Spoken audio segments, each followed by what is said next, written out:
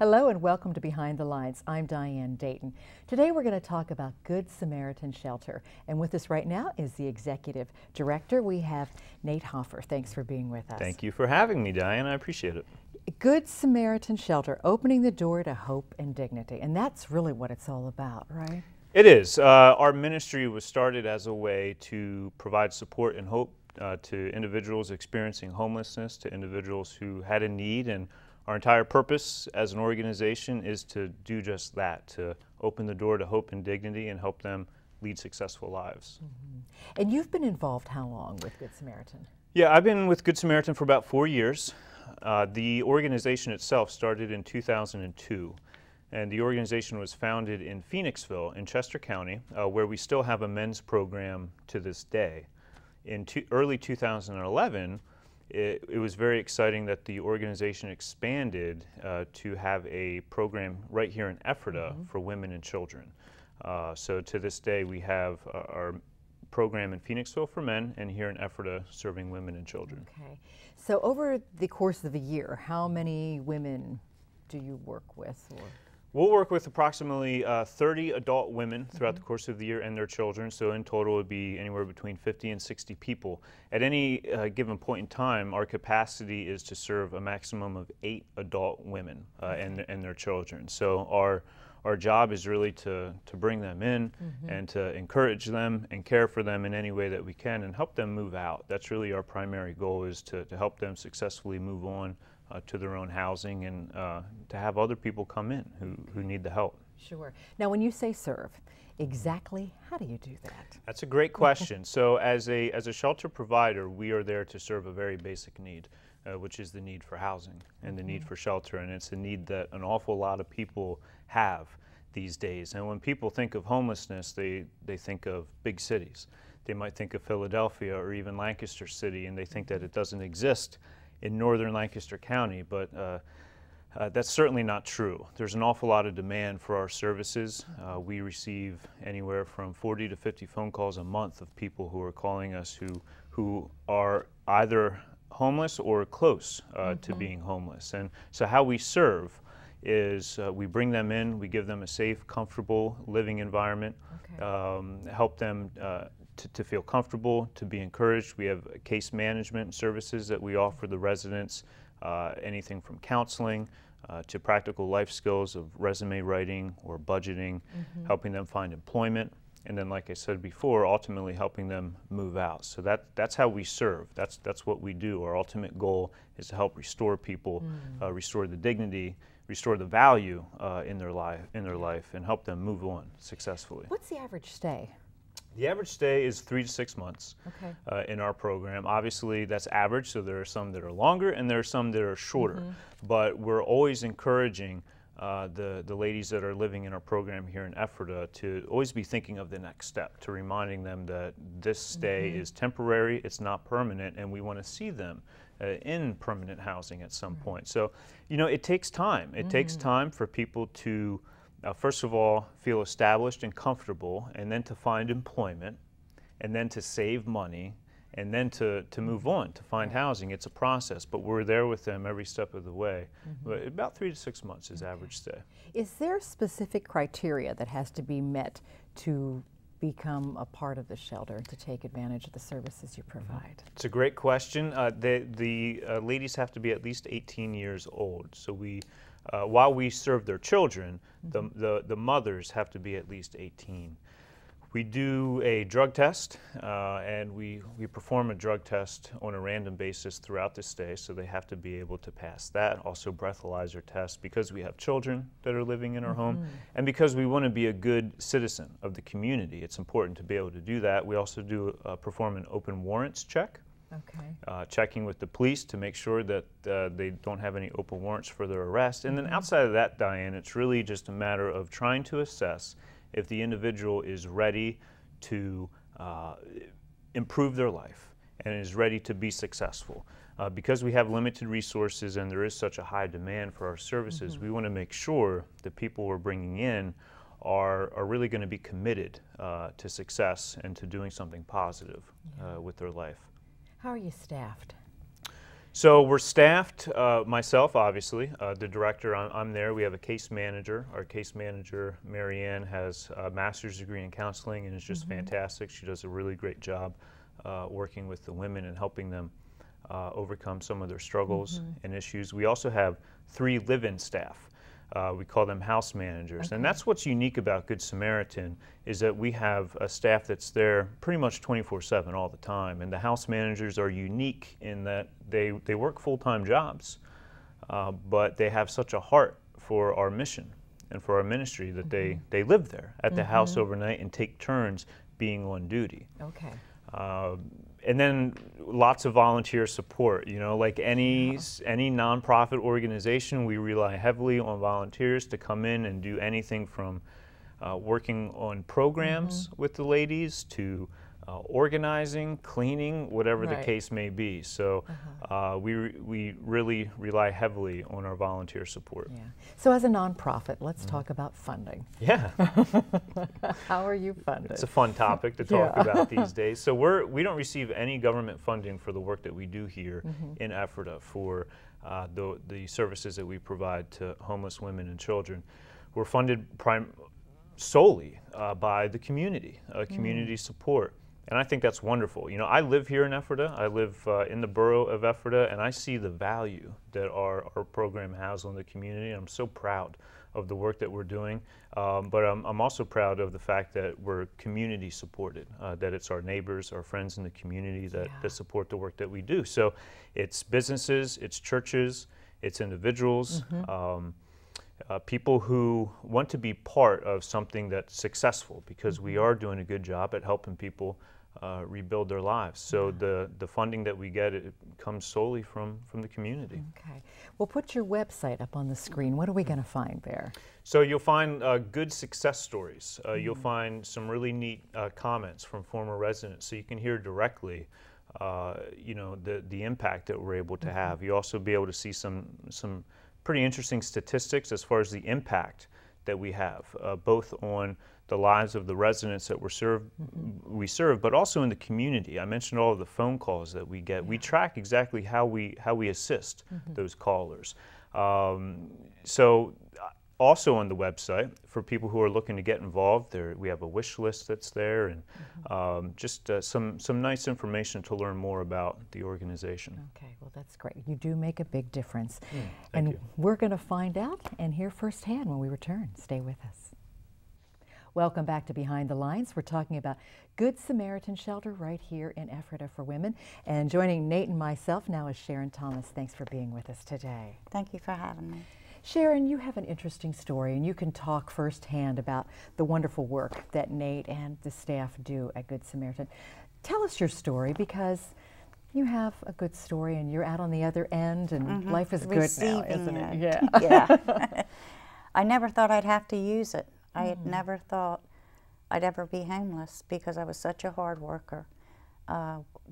Raised on a tobacco farm, you know, we had chores to do, and I was in a bad marriage, an abusive marriage, and divorced, and then no child support. Didn't believe in welfare, and I worked and did men's jobs, farming tobacco, milking cows, hanging sheetrock, and also I went into my own furniture business, making furniture. Oh, okay. So I didn't really think I'd ever be homeless. I never thought that far in the future. However, what money I did make, it went because with 4 children, it went and it took everything. And I kept working and working until I couldn't work no more, and I dropped. I ended up in the hospital, and they diagnosed me with emphysema, diabetes. I have carpal tunnel in both wrists, so I've really been a worker. And I lost my home, I lost my car, and then I didn't have nowhere to go, and I couldn't see living off of my daughter. She had 6 children, and so somehow or another, through a church organization, I got a hold of Nate Hoffer. So that's how you found out, okay. Through a church organization. And he and I talked, and so empathetic, you know, and things that I talked to him about that I couldn't have talked to nobody, especially not a stranger. And he never made me feel belittled, ever. In fact, he made me feel uplifted and encouraged. And not only did he help me, but when my family members had issues, he was right there. So, Good Samaritan is the perfect name for what they do, because they live it daily. How long were you at Good Samaritan? About 6 months. Okay. So what was the process like? You got there, you were in need of various things, of course, shelter. How did you get back on your feet? That's a real process. Mentally and emotionally, mainly. Sleep. I was so tired. Oh, okay. I was able to sleep and rest. Yeah. And I needed that. Yep. And then it didn't take me long to get back out there again. Right. But I guess the main thing was, because I felt like a failure. I had lost everything. And I knew I was such a hard worker, and I felt like such a failure, like I wanted to give up. And Nate would never let me, and the staff was always there, ready to listen. So It's a healing of the body, of the mind, of the spirit. absolutely. You can speak to Sharon and what it was like and what she went through, Nate. Absolutely, and it's just so fantastic to hear Sharon's story and to hear how she has come so far. And it's inspiring because there are many people who struggle and who need help. And the thing that I really admire your courage to even be here and to share your story, because it's important, because people really do need to hear it. Because when people think about who experiences homelessness, I think there's a stereotype, and I think it's really unfair.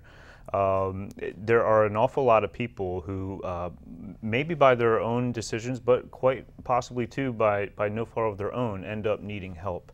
And it's just so important to be able to love people unconditionally. And I think that's something that I heard you say that really helped you, was the fact that, we didn't judge you, and we just showed compassion and love to you. And I just think that's really what drives me so much to do the work that we do, is because there's such a need for that in our society, just to care for people who need help. Yeah. I know I've needed help in my life, and I'm sure we all have. Sure. None of us are immune to problems. And so just being able to have Sharon come in really a broken state, and being able to love on her and to care for her and to help build her up, and to hear how much that has done for her, it's wonderful. It's fantastic. But I'll also say that it's not us that caused the change. It's her. It's Sharon that did it.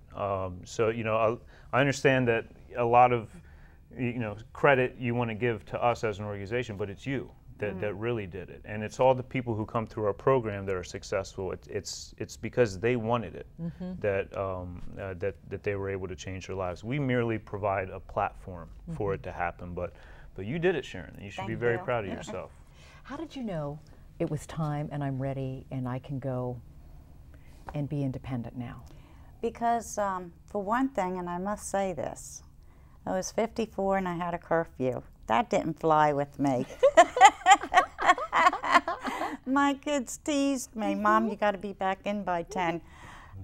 Yeah, right. That was difficult, but I did get used to it, and I understood it. It was part of the program. When I realized it, I think the most is because I took self-defense right after some of my abuse. And I remember the first thing my instructor said when he walked in, I was leaning up against the wall. He says, you are the wall. Get off of it. And that stuck with me. And, it just gave me the strength that I needed to continue in life on a daily basis with what I was facing. Yeah. So, and when you look around, and even today within my children's generation, the drugs and that is so much out there. And it's really sad. And I'll tell them, I'll say, you can't judge. You can't control them, you can't stop them. But when the pieces fall, you be the bigger person, you kneel down and you help them pick up the pieces of their lives. And that's what the Good Samaritan does. And that's what you're doing too. Yes. Life is good now, isn't it? Absolutely. Yeah. What are you doing? Right now I'm managing property for a gentleman that rents rooms. It's kind of like a halfway house. Okay. So, and I contacted Nate. I said, hey, Nate, we have rooms. So that's more or less what it is now. Okay. That Good. it's if they're able to and willing to pay, no credit check, you know, no security deposit. It's kind of like a stepping stone if they're ready. Okay. And with Good Samaritan, that's also a good place to volunteer, isn't it? Absolutely. Yeah. And when we return, we're going to talk about how you can make a difference and help and volunteer. So stay with us. Welcome back to Behind the Lines. We're talking about Good Samaritan Shelter, and now we're going to talk about a great fundraising banquet that's coming up too, right, Nate? You're right. It is a great Yes. fundraising banquet. This will be the second year that we're doing it on Thursday, October 25th, from 6 to 8 o'clock at Shady Maple. Everybody loves Shady Maple. We're going to have wonderful, wonderful food. More importantly, the guests there that night will be able to hear from residents and former residents, much like Sharon, who was kind enough to share her story and how the organization helped. We'll have other people there that night who can share their experience, and it's a fundraising banquet. I mentioned we're a nonprofit organization. We're solely funded by the community, no government support or funding for what we do. So the fundraising banquet is our largest fundraiser of the year and is vitally important to supporting the work that we do. So we're looking for people to attend who might be interested in learning more about the work that we do and who might feel motivated to get involved. Okay, so to make reservations, how would we go about doing that? You can call our office in Ephrata. The phone number is 733-3395 and simply RSVP.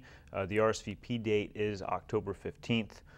So if people can just give us a call and let us know how many to expect, that's really all that is needed. And I think people need to realize too, it's not any specific dollar amount on a ticket for attendance. That's right. There's no cost for admission. So we want people to be there because it's important for us to be able to share the importance of our work. But the expectation is that for the guests who are there to hopefully invest into the organization in some capacity. And I say the word invest because I just feel so passionately that the work that we do produces results and yields a return right here in the Ephrata community. Yeah, Thursday, October 25th, we're looking for people to come out to our banquet. Well, you do make a difference, and just talking to Sharon is proof of that too. Thank you. She's a wonderful spirit. She is. A wonderful spirit. There are many different ways we can help too. There is a wish list. Yes. And is that on the website too? Yes, Diane, Okay. it is on the website. So we have a link to our wish list for our Ephrata facility right on our website at goodsamshelter.org. Okay. The things that we're constantly in need of are things that you would need for your home. We operate a very large home Okay, all right. with lots of people in it. So anything from paper towels to toilet paper to soap, batteries for smoke detectors, light bulbs, all of those kinds of items, things that most people would buy as they go out to the grocery store. We're really grateful if people just pick up one or two extra items for Good Samaritan. It really helps us out a lot. And for anyone who does have those items, they can just call our office, again at 733-3395, and arrange a drop-off or a pickup. Okay, and that's even a good idea. Let's say if there's just a small group or a Girl Scout or Boy Scout troop or somebody's looking for some way to help. Absolutely. To gather. Yeah, you're right, Diane. Church group, civic group, whatever. It's important. It's a great way for young people specifically to feel like they're doing something that's helping the community. It's a great way to engage people and to let them know that they're really helping us. Now, if someone wants to volunteer, what type of volunteers needs do you have? Lots. Okay. So whenever someone expresses an interest in volunteering, what I'd like to do is I'd like to meet with them just to kind of see what exactly they're looking for. Some people like to be behind the scenes. Some people like to be really hands-on working with the residents. So if they like to be behind the scenes, anything from organizing our donations to cleaning, maybe some office work, we have needs for that. People who like to be really hands-on and work directly with the ladies. We have a mentorship program which pairs a mentor with a resident in a one-on-one relationship. They meet every week, just someone that the resident can go to for advice, and some wisdom and help, guidance in life. So we have volunteers who serve as mentors.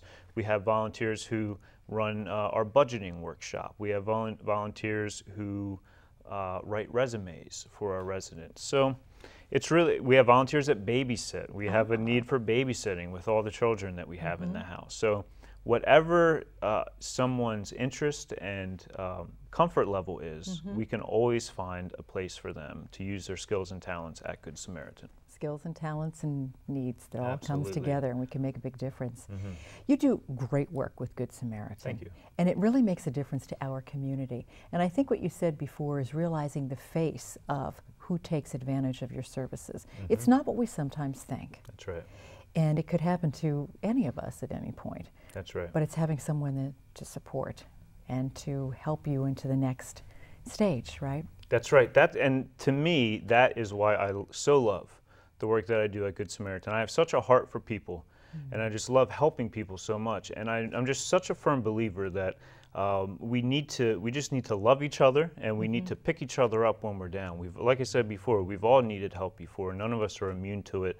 And it's just so important for organizations like Good Samaritan to have a presence in a community to help those people who fall through the cracks, who need some help. So it's wonderful work, and I feel privileged to be able to do it. You make a difference each day. Thank you. And that's got to be a good feeling for you. It's a wonderful feeling. But you know, hearing people like Sharon share their story it's all the reward that I ever need. But you know, it's just important for people to understand that there's a lot of hurting people, and there's a lot of people who are very close to becoming homeless. People living paycheck to paycheck. People who are one illness away from not being able to pay their rent or pay their mortgage. So we're living in very difficult times. A lot of people are struggling, and a lot of people are hurting. But it's important that we rise up and that we do something about it, because something can be done about it, just to show a little care and compassion. And together we can make a difference. Absolutely. Absolutely. So Thursday, October 25th. Yes, at Shady Maple. Shady Maple, if you want to go to that. If you want to help out in any other ways, you can go to their website. We'll put that up on the screen again, too. And we can volunteer or wish list and make a difference, because it is a part of our community. Thank you so much for being here, Thank Nate. you, Diane. Thank you for joining us today, and thank you to Flowers by Paulette for the beautiful flowers on our set. I'm Diane Dayton, and remember, keep looking behind the lines. You might be surprised what you find.